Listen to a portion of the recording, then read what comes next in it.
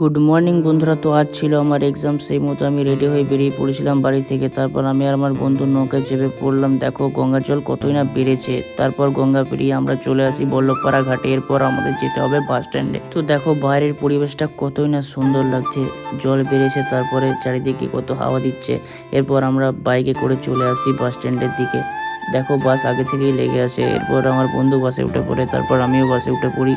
কিছুক্ষণের মধ্যেই বাস ছেড়ে দেয়। আমি বাসের শেষে একটা জায়গা পেয়ে যাই বসার জন্য। তারপর বাইরের পরিবেশ অনুভব করতে করতে আমরা কলেজের দিকে যেতে থাকি। কিছুক্ষণের মধ্যেই শুরু হয় বাসে আসল ঝাঁকানি। মনে হচ্ছিল একবার এদিকে পড়ে যাবো, একবার ওদিকে পড়ে যাবো। যাই হোক, এই করতে করতে আমরা চলে আসি কলেজের কাছে। বাস থেকে নেমে পড়ি। কথা বলতে বলতে আমরা কলেজের সামনে চলে আসি। দেখো কলেজের সামনে বৃষ্টির জন্য কত কাদা জমেছে। কাদা পেরিয়ে আমরা চলে আসি কলেজের জন্য। দেখো কলেজের বাইরে কত বড় না জল ট্যাঙ্কি হচ্ছে।